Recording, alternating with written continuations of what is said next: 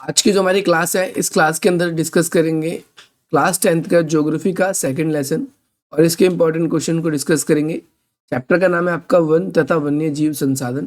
सबसे पहली बात तो वन किनको कहते हैं, तो वन उन जंगलों को कहा जाता है और जंगल में रहने वाले वन्य जीव संसाधन, यानी जीव का मतलब हम यहाँ पर जीव सजीव के रूप में हम समझ सकते हैं। हम उन पेड़ पौधों की बात करेंगे या फिर वन में पाए जाने वाले जीव जंतु के बारे में बात करेंगे। उन वनों में पाए जाने वाले जीव जंतुओं के बारे में पढ़ेंगे। और उस संसाधन, पहली बात तो कहते हैं कि इसको है, तो संसाधन हर उस चीज को कहा जाता है जो हमारे दैनिक जीवन को आसान बनाता है, जो हमारे दैनिक जीवन में काम आता है, जिनकी वजह से हमारी लाइफ जो है वो ईजियर हो जाती है। जैसे पानी है, पानी को अगर हम बोतल में रखते हैं तो बोतल उसे कंटेन करने में, रखने में हमें सहायता देती है, तो वो भी हमारे लिए एक संसाधन हो गए। संसाधन दो तरीके से हो सकते हैं, एक प्राकृतिक संसाधन जो नेचुरल के द्वारा बने हुए हैं, और ऐसे संसाधन जो मानव निर्मित है। तो यहाँ पर वन्य संसाधन की बात करेंगे। तो जो वन्य संसाधन, तो यहाँ पर स्मरणीय तथ्य जो दिए गए हैं इसमें से बताया कि भारत अपने फ्लोरा में अति समृद्ध है। फ्लोरा मतलब यहाँ पर क्या है कि अपने वन्य जीव जंतुओं के लिए बहुत ज्यादा प्रसिद्ध है। यहाँ पर भारत में लगभग 47,000 पादप प्रजातियां पाई जाती हैं। पादप का मतलब पेड़ पौधों से है। और लगभग 15,000 जो है पुष्प प्रजातियां स्थानिक ही है। स्थानिक मतलब अलग अलग स्थानों पर अलग अलग प्रकार के पाए जाते हैं। प्रजातियां देखो, फ्लोरा का मतलब क्या बताया मैंने, जो यहाँ पर प्रजातियां बहुत पेड़ पौधों की, या हम कह सकते हैं बायोडाइवर्सिटी बहुत ज्यादा है। भारत अपने प्रजाति, जो प्राणी जगत है भारत के, वो बहुत ही ज्यादा समृद्ध है। अगर हम बात करें 81,000 से भी अधिक भारत में ऐसे प्राणी जगत पाए जाते हैं। प्राणी जगत का मतलब है जहाँ पर जीव जंतु रहते हैं, अलग अलग प्रकार के जीव जंतु पाए जाते हैं। यहाँ पर 1200 से अधिक पक्षियों की प्रजाति है, मछलियों की 2500 से अधिक प्रजाति है। यानी अलग अलग प्रकार की प्रजातियां। भारत अपनी डाइवर्सिटी के लिए जाना जाता है। मैं आपको बता दूं, भारत के अंदर बहुत सारे नेशनल पार्क है। सबसे ज्यादा नेशनल पार्क जो आप सभी के एमपी में है, हिमस नाम का एक आपका नेशनल पार्क है, जो कि लेह में, ऐसे बर्फ वाले इलाकों में भी अलग अलग प्रकार के जीव पाए जाते हैं।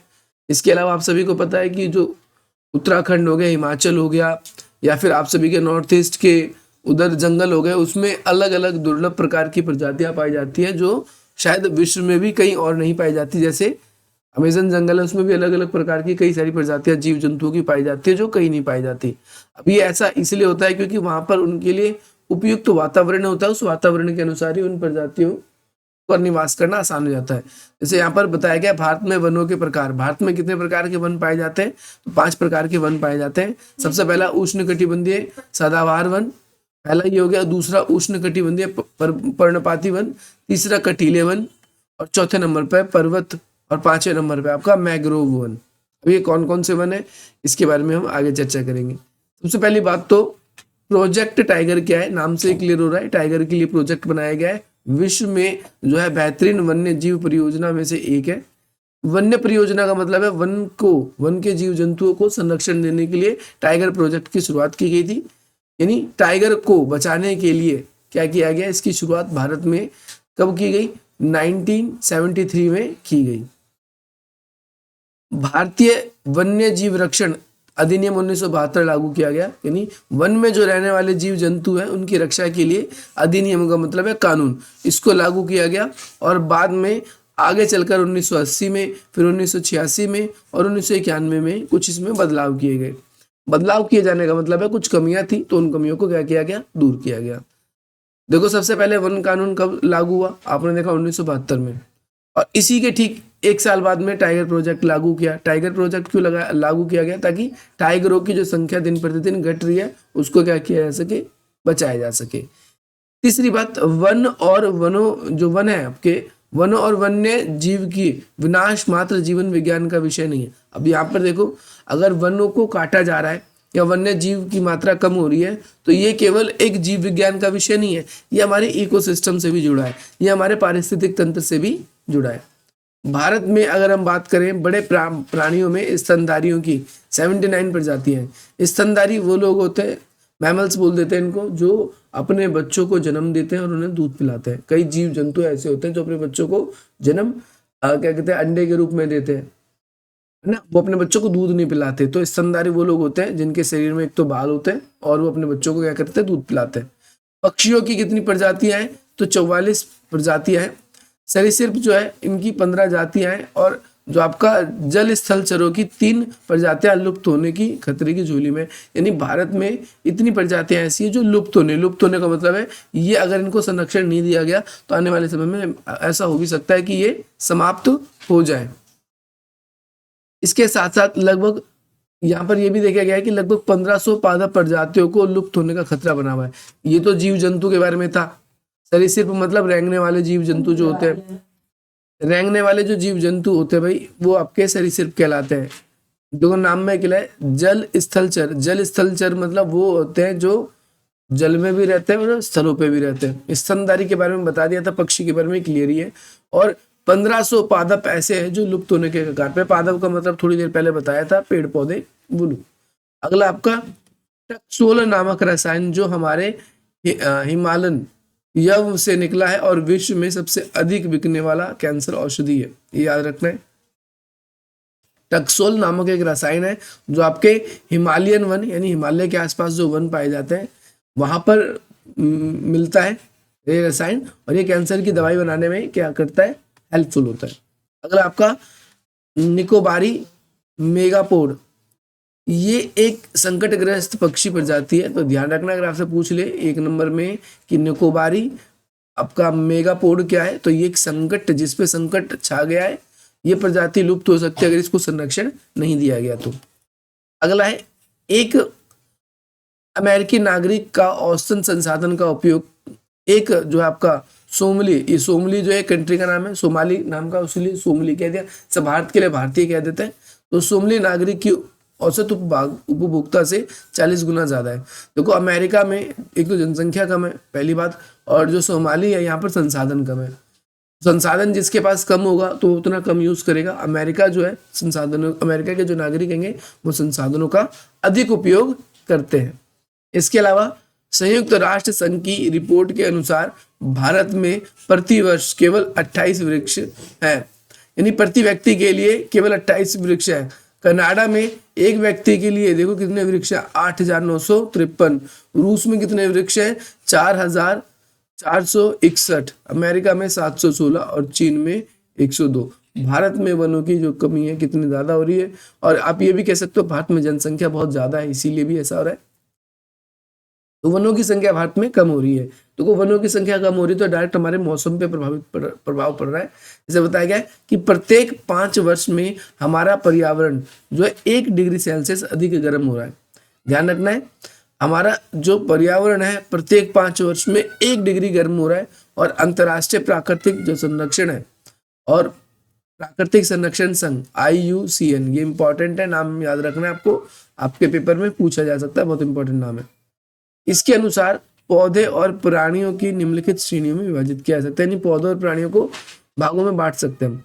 जैसे हमारे ये 4 प्रकार यहाँ पर बताए गए। सबसे पहले सामान्य प्रजातियां जिन पर कोई खतरा नहीं है, ये वो प्रजातियां हैं जो जीवित रहने के लिए उपयुक्त, इनके लिए वातावरण है, इन पे कोई दिक्कत नहीं। से इसमें कई सारे पशु भी आ सकते हैं, कई साल आ सकते हैं, कई आपके चिड़ आ सकते हैं और आपका कृंतक आ सकते हैं। ये कई इसमें जीव जंतु ऐसे हैं जो जिनके रहने के लिए अभी की जो दशा है बिल्कुल खराब नहीं है, बिल्कुल ठीक है। संकटग्रस्त ऐसी प्रजातियां, नाम से ही क्लियर हो रहा है कि ऐसी प्रजातियां जिन पे संख्या कम होने की खतरा लगातार बना हुआ है। ये वो प्रजातियां जो लुप्त होने का खतरा जिस पर बना हुआ है, इनकी संख्या कम हो रही है। एक तो ये रीजन है, यदि वो इसी तरीके से कम होते रहे तो एक समय तक हो पाएगा कि ये पूरी जाति खत्म हो जाए, या एग्जाम्पल ही इनका नाम मिले हमें, जैसे काला हिरण है, ये संकटग्रस्त है। मगरमच्छ है, भारतीय जंगली जो गधा है वो, गैंडा हो गया, शेर पूंछ वाला बंदर और आपका संगाई, ये ऐसे जीव हैं जो संकटग्रस्त हो गए। क्यों संकटग्रस्त हो गए? क्योंकि हो सकता है इन पे या तो उपयुक्त संरक्षण नहीं मिल रहा उनको, इसीलिए इनको इनकी, और दूसरी बात वनों की लगातार कटाई की वजह से भी ये दिक्कत हो रही है। सुबोध प्रजातियां और दुर्लभ प्रजातियां लगभग एक जैसी होती है, बस ध्यान से सुनना है कि इनमें वो जातियां प्रजातियां आती हैं जिनकी संख्या घट रही है सुबोध में, और इनकी संख्या के विपरीत प्रभाव डालने वाली परिस्थिति नहीं बदल रही। यानी आज उनकी संख्या तो कम हो रही है, लेकिन उनकी संख्या जिस वजह से कम हो रही है उसके लिए हम कोई काम नहीं कर रहे, इनकी संख्या इसीलिए घट रही है। और इसमें कौन कौन आ रहा है आपका, नीली भेड़ आ रही है, एशियाई हाथी आ रहा है, और गंगा नदी की जो डॉल्फिन है, इनकी संख्या कम हो रही है पर सरकार द्वारा कोई कदम नहीं उठाया जा रहा। अगला आप लोगों का बताएं, दुर्लभ जातियां। तो इन जातियों की संख्या बहुत कम या सुबोध है, यानी ना के बराबर है, और इन्हें प्रभावित करने वाली विषम परिस्थितियां नहीं बल्कि आपकी परिवर्तित भी होती है, संकटग्रस्त। जो इसमें यहाँ पर दुर्लभ प्रजाति इसीलिए है क्योंकि ये बहुत रेयरली देखने को मिलती है, और ये संकटग्रस्त इसलिए हो चुकी है क्योंकि आजकल जो हम वनों को निर्धारित कर रहे हैं, वनों की सीमा तय कर रहे हैं, तो जब ऐसा भी होता है कि कई बार जीव जंतुओं को शिकार नहीं मिलता, तो वो एक जगह से दूसरी जगह ट्रेवल नहीं कर पाते, या फिर आप कह सकते हो कि जैसे हिरणों की संख्या जैसे जैसे कम हो रही है, तो और जो जंगली जानवर है उनको खाने को नहीं मिल रहा, तो उनकी संख्या भी धीरे धीरे क्या हो रही है, कम होती जा रही है। जैसे रेगिस्तानी लोमड़ी देखने को कम मिलता है ना, हिमालयी भूरा भालू जो होता है वो नहीं मिल रहा, एशियाई जंगली भैंस है ये नहीं मिल रही। तो ये वो प्रजातियां हैं, कुछ स्थानिक जातियां हैं, कुछ लुप्त हो चुकी है। लुप्त हो चुकी मतलब जो पूरी तरीके से लुप्त हो चुकी है। तो भाई स्थानिक जातियां ये है कि किसी खास पर्टिकुलर स्थानों पर ही पाई जाती है, उसके अलावा ये कहीं नहीं पाई जाती। जैसे आपने एक नाम इसमें सुना, अंडमानी टोल, तो ये कहाँ पर मिलेगा, अंडमान में मिलेगा। निकोबारी आपका कबूतर, अंडमानी जंगली सुअर, अरुणाचल के मिथुन। मिथुन तो आपने देखा होगा भैंस की तरह होता है, काफी बड़े होते हैं, ये केवल अरुणाचल प्रदेश में या नॉर्थ ईस्ट में ही देखने को मिलते हैं, उधर ही। तो ये एक पर्टिकुलर किसी एक खास स्थान पर ही पाए जाते हैं, उसके अलावा और कहीं नहीं पाए जाते। लुप्त प्रजातियां वो है जो हमारी तरफ से पूरी तरीके से हमें देखने को काफी लंबे समय से नहीं मिले, जिसकी वजह से इसको लुप्त होने की कगार पे या लुप्त पूरा मान लिया गया। उदाहरण के लिए एशिया के जो चीता है, गुलाबी सिर वाली जो बत्तख है आपकी, वो भी लुप्त हो चुकी है। ठीक है, तो ये पूरी तरीके से लुप्त हो चुका है। अब ये इंपॉर्टेंट क्वेश्चन है, ये लॉन्ग क्वेश्चन में भी आ सकता है कि वन के कम होने के क्या कारण है, यानी पेड़ों के कटने के क्या कारण है। पहली बात तो आजकल लोगों ने क्या कर दिया, पेड़ों को काट कर अपने कृषि क्षेत्र का विस्तार कर लिया है, यानी पेड़ों को काट दिया और इस जगह पर खेती बाड़ी करना शुरू कर दिया है। दूसरा, बहुत सारी विकास परियोजना भी आ गई है। ज्यादातर ये वन या जंगल कहाँ विकसित हुए, ये ज्यादातर वन और जंगल वहां विकसित हुए जो नदी घाटी के किनारे का इलाका था, कि नदी घाटी के किनारे इलाका जो होता है वो उपजाऊ होता है। बहुत सारे सरकारी परियोजना की वजह से वहां पर नदी घाटी के किनारे बांध बना दिए गए, और ये बांध छोटे मोटे नहीं बनते, 300, 250, 200 गाँव को उजाड़ना पड़ता है, जिसकी वजह से बहुत सारे पेड़ों को काटा गया है। इसी स्थान पर ऐसा भी हुआ है कि वहां पर खनिज मिल गए, तो खनिज मिलने की वजह से वहां पर खनन किया गया है, और खनन करने के लिए ऊपर जितने पेड़ पौधे उन सबको काट दिया गया है। तीसरी बात, पशुचारण और ईंधन के लिए लकड़ी काटना। बहुत से लोग क्या करते हैं, एक तो पेड़ों को क्यों काटते हैं, ताकि उनको जलाने के लिए लकड़ी मिल सके, और कई लोग पशु को पत्ते खिलाने के लिए भी पेड़ों को काटते रहते हैं। तो इसकी वजह से भी वनों में धीरे धीरे कमी आ रही है। और अंग्रेजों द्वारा अपनाई गई औपनिवेशिक नीति थी, आप सभी को पता है। अंग्रेजों ने जैसे रेलों की पटरियों के बीच में फट्टे लगाने के लिए बहुत सारे पेड़ों को काटा, इमारती लकड़ियों के लिए बहुत सारे पेड़ों को काटा। तो इन सब कारणों से भी लगातार वन क्या हो रहे हैं, कम हो रहे हैं। अगला है, भारत में जैव विविधता को कम करने वाले कारण कौन से। तो ये सारे कारण आप इसमें भी बोल सकते हो कि ये सारे कारण हैं। जैसे जनसंख्या जो है वो अत्यधिक बढ़ रही है, भाई जनसंख्या अधिक बढ़ने की वजह से जो बायोडाइवर्सिटी है वो कम हो रही है। जनसंख्या बढ़ रही है तो लोगों को रहने के लिए आवास चाहिए, आवास के लिए क्या करना पड़ रहा है, जो जंगल है उनको साफ करना पड़ रहा है, उस जगह खेती भी कर रहे हैं, बहुत से लोग रह भी रहे हैं। वन्य जो आवास है उसका विनाश हो रहा है, बहुत सारे जो एक तो जनसंख्या का वृद्धि होना, इसके अलावा वन्य जीव जितने हैं उनको आवास, उनके जो आवास है उसका विनाश कर दिया जा रहा है। जैसे जंगल है, जंगलों में अलग अलग तरह के जीव जंतु अलग अलग, जैसे पेड़ कट रहे हैं तो जो जितने पक्षी पेड़ों पे रहते थे, घोंसले थे, उनके आवास छिन गए, तो वो उस जगह से छोड़कर दूसरी जगह चले गए। हो सकता है हमारे देश से ही चले गए दूसरे देश में। इसके अलावा वन्य जो जीव है उनका अखेटना, खेटन का मतलब है उनकी तलाश में लोग बाग घूमते हैं, शिकार करते हैं। तो इसकी वजह से देखो अवैध शिकार लिखा भी हुआ है, और अखेटन का मतलब क्या होता है, भोजन की तलाश में इधर उधर भटकना, एक इसकी वजह से। अगला, पर्यावरण प्रदूषण हो रहा है, बहुत सारे जीव जंतु की मृत्यु हो रही है, और कई बार जंगलों में क्या होती है, आग लग जाती है। एमसीक्यू में भी आ सकता है, पूछेगा आपसे कि कौन सा कारण जो है वो जीव जंतु या जैव विविधता को कम करने का एक कारण माना जा सकता है। लॉन्ग क्वेश्चन में भी पूछा जा सकता है क्वेश्चन।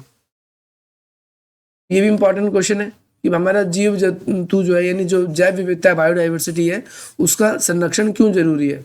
अब देखो बायोडाइवर्सिटी का संरक्षण बहुत जरूरी है। सबसे पहली बात तो हमारा पारिस्थितिक तंत्र, आप सबको पता है इकोसिस्टम जो एक पूरा का पूरा परितंत्र है उसको पूरा बनाए रखने में जीवों की बहुत भूमिका है। अगर जीव बीच में से हट जाते हैं तो इम्बैलेंस हो जाता है। तो पारिस्थितिक तंत्र को सुरक्षित करने के लिए हमें जैव विविधता की सुरक्षा की आवश्यकता है। दूसरी बात, हमारे जीव जो है जितने संसाधन है उनके लिए जल, वायु और मृदा का संरक्षण करना। हम ये भी कह सकते हैं कि जीव विविधता के संरक्षण से हमारे कई सारे संसाधन जो है वो भी सुरक्षित रहते हैं, जैसे जल हो गया, वायु हो गया, मृदा हो गई, और इनके संरक्षण के लिए हमें कार्य करने चाहिए। वनस्पति बहुत सारे हैं, जैसे पेड़ पौधे हो गए, पशु हो गए, इनकी विविधता का संरक्षण। देखो आज के जमाने में अलग अलग प्रकार की दवाइयां जो होती है, अभी आपने देखा था अलग अलग प्रकार की, जैसे कैंसर की दवाई है, टीबी की दवाई है, या और भी अलग अलग चीजों की दवाई है जो प्राकृतिक वनस्पति से प्राप्त होती है या पशुओं से प्राप्त होती है। अगर वो पशु समाप्त हो जाएंगे, वो वनस्पति समाप्त हो जाएगी, तो हम उन दवाइयों को कैसे बनाएंगे। तो यहाँ पर हमें इसके लिए भी जैव विविधता का संरक्षण करना है।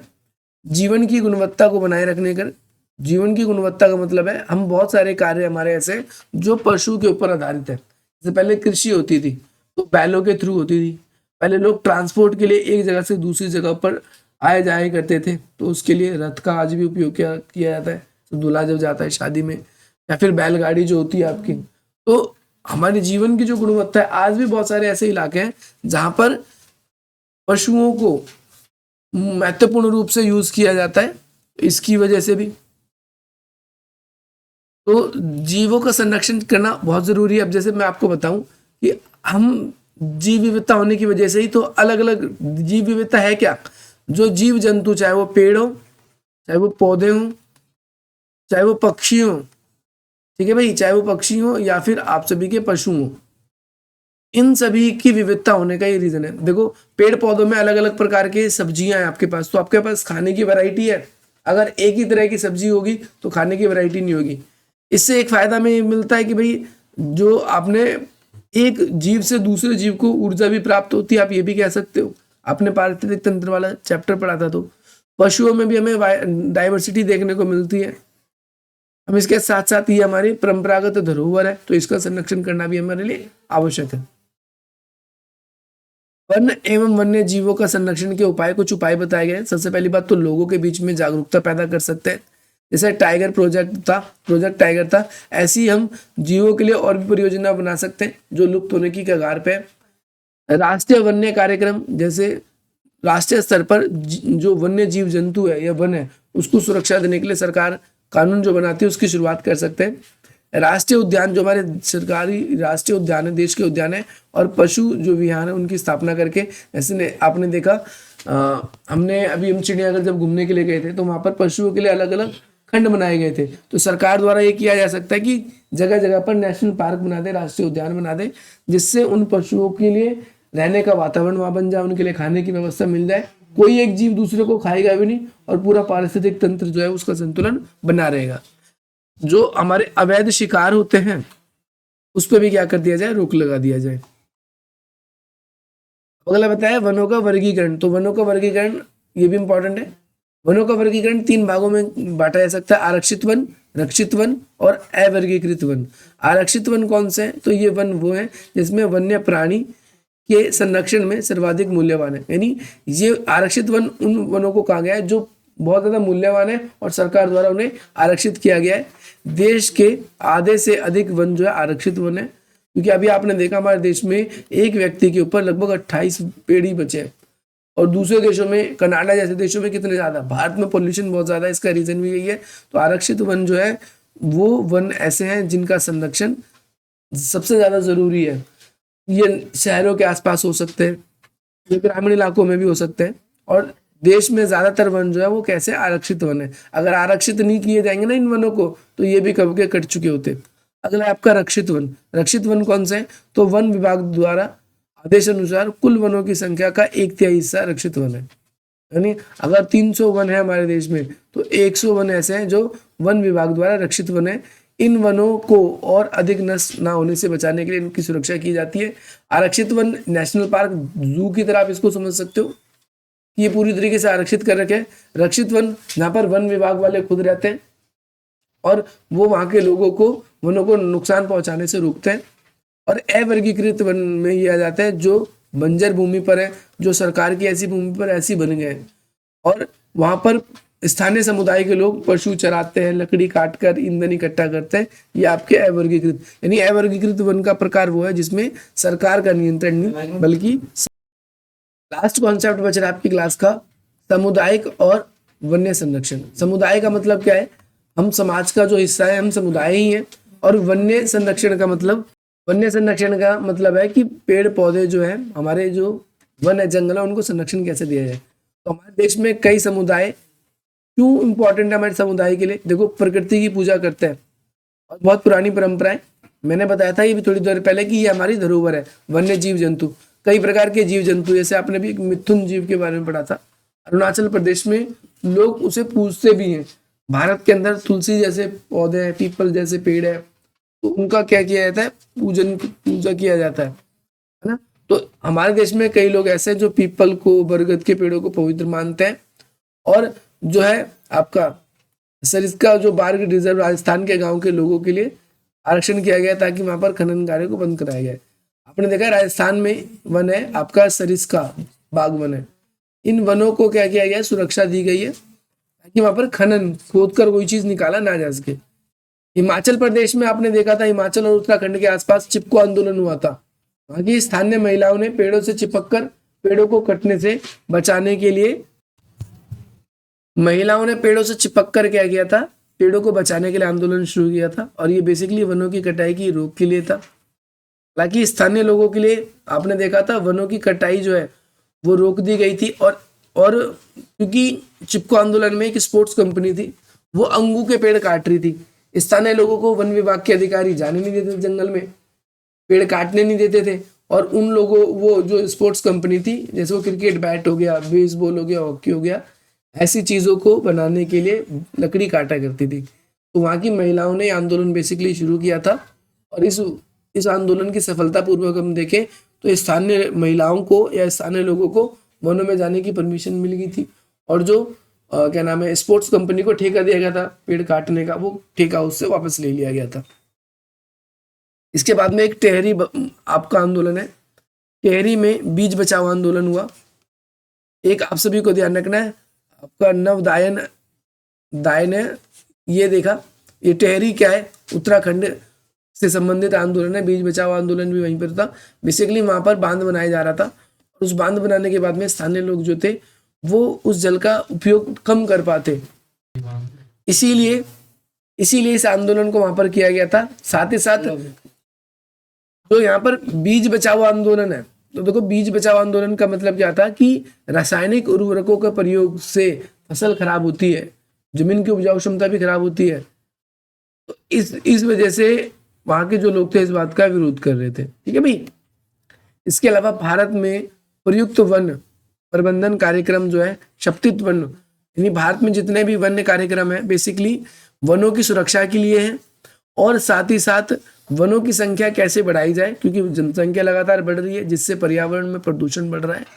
और जो है हमारी सरकार को ऐसे बहुत सारे प्रस्ताव पारित करने चाहिए जिससे वनों की सुरक्षा किया जा सके। आपसे पूछा जा सकता है संयुक्त वन प्रस्ताव, जो प्रबंधन प्रस्ताव है वो सबसे पहले किस राज्य में मिला? तो उड़ीसा राज्य में मिला है। ठीक है भाई।